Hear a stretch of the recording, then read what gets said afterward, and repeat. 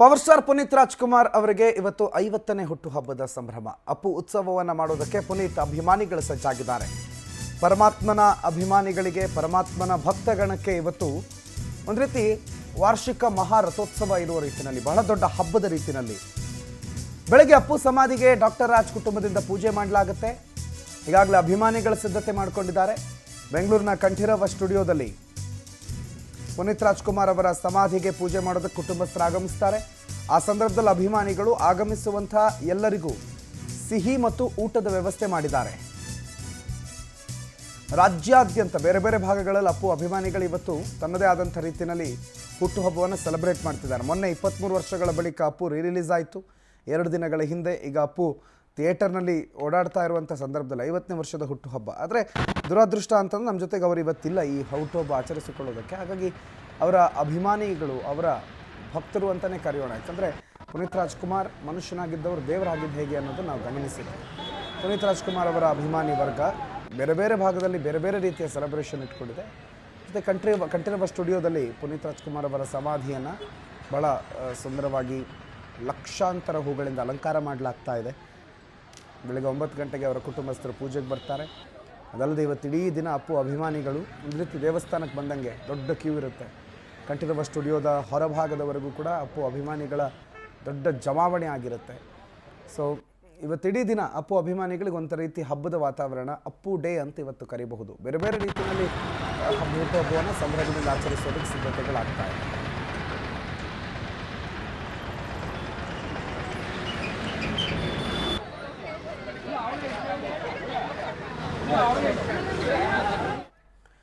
ಕಂಠೀರವ ಸ್ಟುಡಿಯೋದಿಂದ ನಮ್ಮ ಪ್ರತಿನಿಧಿ ವೆಂಕಟೇಶ್ ನೇರ ಸಂಪರ್ಕದಲ್ಲಿ ಜಾಯ್ನ್ ಆಗಿದ್ದಾರೆ. ವೆಂಕಟೇಶ್, ಇವತ್ತು ಅಪ್ಪು ಡೇ ಹೇಗಿದೆ, ಸಿದ್ಧತೆಗಳು ಏನೇನಿದೆ ಇವತ್ತಿನ ಇಡೀ ದಿನದ ಕಾರ್ಯಕ್ರಮದ ಪಟ್ಟಿ? ಇವತ್ತು ಪವರ್ ಸ್ಟಾರ್ ಪುನೀತ್ ರಾಜ್ಕುಮಾರ್ ಅವರ ಒಂದು 50ನೇ ಹುಟ್ಟುಹಬ್ಬ. ಇವತ್ತು ಅವರ ಒಂದು ಪುಣ್ಯ ಸಮಾಧಿ ಏನಿದೆ, ಇಲ್ಲಿ ಸಾಕಷ್ಟು ಜನ ಅಭಿಮಾನಿಗಳು ಕೂಡ ಬಂದಿದ್ದಾರೆ. ಅವರ ಒಂದು ಸಮಾಧಿಯ ದರ್ಶನವನ್ನು ಪಡೆಯುವಂಥ ನಿಟ್ಟಿನಲ್ಲಿ ಬೆಂಗಳೂರು ಸೇರಿದಂತೆ ರಾಜ್ಯದ ವಿವಿಧ ಜಿಲ್ಲೆಗಳಿಂದ ಕೂಡ ಬಂದಿರುವಂಥದ್ದು. ಪ್ರತಿ ವರ್ಷ ಕೂಡ ಇಲ್ಲಿಗೆ ಬಂದು ಏನೋ ಒಂದು ಅವರಿಗೆ ಒಂದು ನಮನ ಸಲ್ಲಿಸುವಂಥ ಕೆಲಸವನ್ನು ಮಾಡ್ತಾರೆ. ಹುಟ್ಟುಹಬ್ಬ ಹಿನ್ನೆಲೆಯಲ್ಲಿ ಅಭಿಮಾನಿಗಳು ಸಾಕಷ್ಟು ಜನ ಹೊರಗಡೆ ಕೂಡ ಅವರಿಗೆ ಅನ್ನ ಸಂತರ್ಪಣೆ ಮಾಡುವಂತಹದ್ದು ಮತ್ತು ರಕ್ತದಾನ ಮಾಡುವಂಥದ್ದು, ಹೀಗೆ ಹಲವು ಸಾಮಾಜಿಕ ಕಾರ್ಯಕ್ರಮಗಳನ್ನು ಕೂಡ ಹಮ್ಮಿಸಿಕೊಂಡಿರುವಂಥದ್ದು. ಸಾಕಷ್ಟು ಜನ ಅಭಿಮಾನಿಗಳು ಕೂಡ ಇಲ್ಲಿ ಬಂದಿದ್ದಾರೆ. ಸರ್ ನಮಸ್ತೆ, ಎಲ್ಲಿಂದ ಬಂದಿದ್ದೀರಿ? ಶಿವಮೊಗ್ಗ ಜಿಲ್ಲೆ ಶಿಕಾರಿಪುರದ ತಾರೀಕಿನಿಂದ ಬಂದಿರೋದು. ಏನು ಹೇಳಲಿಕ್ಕೆ ಇಷ್ಟಪಡ್ತೀರಾ? ಪುನೀತ್ ರಾಜ್ಕುಮಾರ್ ಅವರು ಇಲ್ಲ, ಅವರ ಒಂದು ಅನುಪಸ್ಥಿತಿಯಲ್ಲಿ ಬರ್ತಡೆ. ಸರ್ ಅವ್ರ ಬಗ್ಗೆ ಹೇಳ್ಬೇಕಂದ್ರೆ ಸಾಕಷ್ಟಿದೆ. ಬಟ್ ಒಂದೇ ಮಾತಲ್ಲಿ ಹೇಳ್ಬೇಕಂತ ಹೇಳಿದ್ರೆ, ಒಬ್ಬ ವ್ಯಕ್ತಿ ಏನೂ ಇಲ್ಲದಿರೋಂಥ ವ್ಯಕ್ತಿಗೆ ಹೇಗೆ ಯಾವ ರೀತಿ ಸಹಾಯ ಮಾಡಬೇಕು, ಹಾಗೆ ಒಬ್ಬ ಮನುಷ್ಯನಾದನು 4 ಜನ ಕಷ್ಟ ಅಂದಾಗ ಹೇಗೆ ಸ್ಪಂದಿಸ್ಬೇಕಂತ ಹೇಳಿ ತೋರಿಸ್ಕೊಂಡ ಮಹಾನ್ ವ್ಯಕ್ತಿ. ಹಾಗಾಗಿ ಅವ್ರಿಗೋಸ್ಕರ ಒಂದು ಹಾಡು ಹಾಡ್ತೀವಿ. ತಾನೇ ಉರಿದು ಮನೆಗೆ ಬೆಳಕು ಕೊಡುವ ದೀಪವಿದು, ನಂದ ದೀಪವೇ ಇದು. ಆಡಿಸುವಾತನ ಕರುಣೆಯ ಮೇಲೆ ನಮ್ಮ ಪಾತ್ರವು, ಸಮಯದ ಸೂತ್ರವನದು. ಒಂದು ಮುತ್ತಿನ ಕಥೆಯ ಹೇಳಿತು ಈ ಬೊಂಬೆ, ಆ ಕಥೆಯಲ್ಲಿದ್ದ ರಾಜ ನಂಗೆ ನೀನು ಬಂದೆ. ಯೋಗವು ಒಂದೇ ಬರುವುದು ನಮಗೆ, ಯೋಗ್ಯತೆ ಒಂದೇ ಉಳಿಯುವುದು ಕೊನೆಗೆ.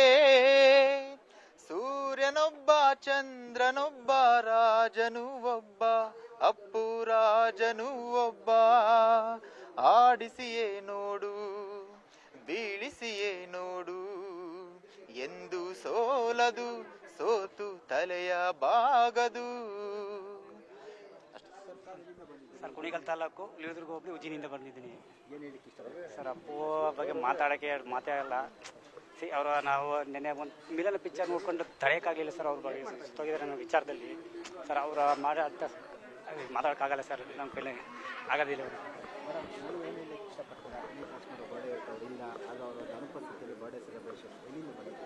ನಾವೆಲ್ಲ ತುಂಬ ಮಿಸ್ ಮಾಡ್ಕೋತಿದ್ವಿ ಪುನೀತ್ ರಾಜ್ಕುಮಾರ್ನ. ಹುಟ್ಟು ಹಬ್ಬದ ಹಾರ್ದಿಕ ಶುಭಾಶಯಗಳು ಅಪ್ಪು ಅಣ್ಣ. Thank you. ಹುಟ್ಟು ಹಬ್ಬದ ಹಾರ್ದಿಕ ಶುಭಾಶಯಗಳು ಅಪ್ಪು ಸರ್.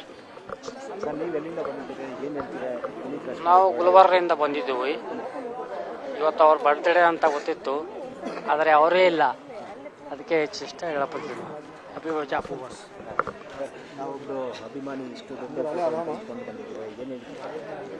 ಒಳ್ಳೆಯದಾಗಲಿ. ನಾವು ಹಾಸನಿಂದ ಬಂದಿದ್ದೀವಿ. ಅಪ್ಪು ಅವ್ರದ ಅಪ್ಪು ಮಾಲೆ ಅಂತವ ಎಲ್ಲ ಶಬರಿಮಲೆಗೆ ಮಾಲೆ ಹಾಕ್ಸ್ಕೊಂಡು ಹೋದ್ರೆ ನಾವು ಅಪ್ಪು ಅವ್ರಿಗೆ ಮಾಲೆ ಹಾಕೊಂಡ್ ಬಂದಿದ್ದೀವಿ. ಇದಕ್ಕೆ 3ನೇ ಬಾರಿ ಮಾಲೆ ಹಾಕ್ಸ್ಕೊಂಡ್ ಬಂದಿರೋದು. ಅವರು ಎಷ್ಟು ದಿನ ಬರಕ್ಕೆ ನಮಗೆ ಮನ್ಸು ಕೊಡ್ತಾರೋ ಅಷ್ಟು ದಿನ ಬರ್ತಲೇ ಇರ್ತೀವಿ.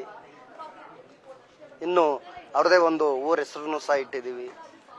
ಇಡೀ ಅವ್ರ ಹೆಸರು ಹೇಳಿ ಟಿ ಶರ್ಟು ಸಹ ಇಡೀ ಊರಿಗೆ ಹಂಚಿದೀವಿ. ನಿನ್ನೆ ಅವ್ರ ಹೆಸರು ಹೇಳಿ ಅಂದಾನ ಸಹ ಮಾಡಿದೀವಿ. ಅವರಿಲ್ಲ, ಅವರ ಒಂದು ಅನುಪಸ್ಥಿತಿಯಲ್ಲಿ ಬರ್ತಡೆ ಏನ್ ಅನಿಸ್ತಾ ಇದೆ? ಎಷ್ಟು ನೋವಾಗ್ತಾ ಇದೆ, ಏನಂತೀರಿ? ಒಂದು ಕಣ್ಣಲ್ಲಿ ನೀರು, ಒಂದು ಕಣ್ಣಲ್ಲಿ ಸಂತೋಷ. ಒಂದ್ ಕಡೆ ಕಣ್ಣೀರು ಬರುತ್ತೆ, ಒಂದ್ ಕಡೆ ಹೇಳಕ್ಕಾಗಲ್ಲ ಬಿಡಿ ಸರ್.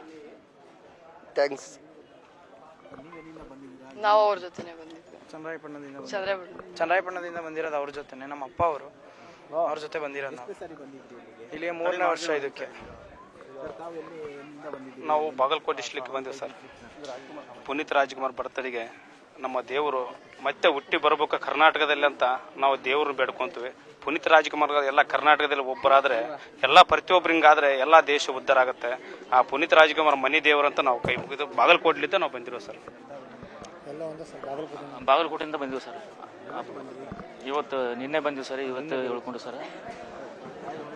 ನಾವು ಕೇರ್ಪುರ ಭಟ್ರಳ್ಳಿಯಿಂದ ಬಂದಿರೋದು. ಅಪ್ಪ ಸಂಘನೆ ಅಷ್ಟಕ್ಕೆ ಕೊಡ್ಗಿನಿಂದ ನಾವು ಸತ್ತೋಗಿದ್ದಾಗೆಲ್ಲ ಬಂದಿದ್ವಿ. 2 ವರ್ಷ ಆಗಿತ್ತು, ಇವಾಗ ಬಂದಿದ್ದೀವಿ. ಅವ್ರಿಗೂ ಇನ್ನ ದೇವ್ರ ಆರೋಗ್ಯ ಕೊಡ್ಲಿ, ನಮ್ಮ ಜೊತೆಗಿದ್ದಾನ ಅಂತ ಇರ್ಲಿ. ನಮ್ಮ ಯಾದಗಿರಿ ಇಲ್ಲ ಫಸ್ಟ್ ಟೈಮ್ ಬರೋದು ಇವತ್ತು. ನಾವು ರಾಮಮೂರ್ತಿ ನಗರದಿಂದ ಬಂದಿರೋದು. ನಮ್ಮ ಹೆಸರು ರಮೇಶ್ ಅಂತ. ನಾವು ಯಶ್ಪಾನ ಅಭಿಮಾನಿ. ಅಪ್ಪು ಬಾಸಿಗೆ ಸಪೋರ್ಟ್ ಕೊಡ್ತೀವಿ ನಾವೆಲ್ಲದಕ್ಕೂ.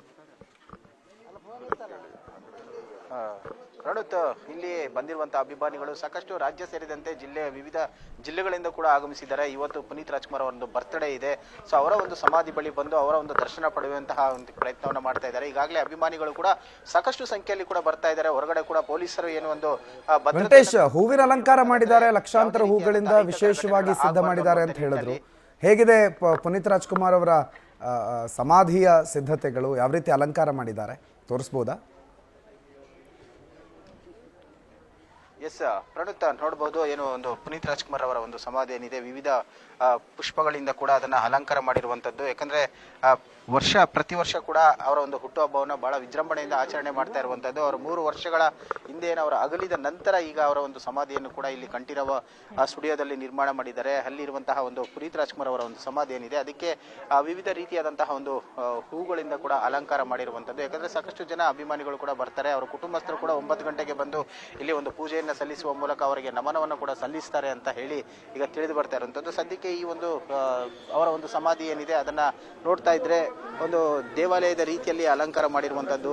ಸೊ ಮೇಲೆ ಇರುವಂತಹ ಒಂದು ಮಂಟಪ ಆಗಿರಬಹುದು, ಮತ್ತೆ ಹೂವಿನ ಅಲಂಕಾರ, ಅದು ಬ್ಯಾರಿಕೇಡ್ಗಳನ್ನು ಸುತ್ತ ಹಾಕಿರುವಂತದ್ದು. ಯಾರಿಗೂ ಕೂಡ ಒಳಗಡೆ ಪ್ರವೇಶ ಕೂಡ ಕೊಟ್ಟಿಲ್ಲ. ಅಂದ್ರೆ ಅವರ ಕುಟುಂಬಸ್ಥರನ್ನು ಹೊರತುಪಡಿಸಿದ್ರೆ ಮತ್ತು VIP ಮಾತ್ರವೇ ಒಂದು ಪ್ರವೇಶವನ್ನು ಕಲ್ಪಿಸಿರೋದು. ಮತ್ತೊಂದು ಇಲ್ಲಿ ಒಂದು ಮದುವೆ ಆಮಂತ್ರಣ ಪತ್ರಿಕೆಯನ್ನು ಕೂಡ ಇಲ್ಲಿ ಇಟ್ಟು ಪೂಜೆ ಮಾಡುವಂತ ಕೆಲಸವನ್ನು ಕೂಡ ಮಾಡಿದ್ದಾರೆ. 14ನೇ ತಾರೀಕು ಇರುವಂತದ್ದು.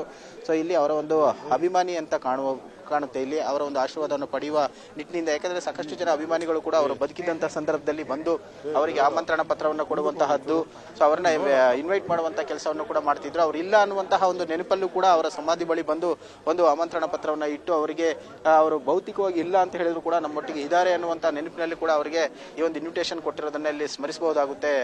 ಪ್ರಣುತ್. Right, okay, thank you Venkatesh ಮಾಹಿತಿಗೆ.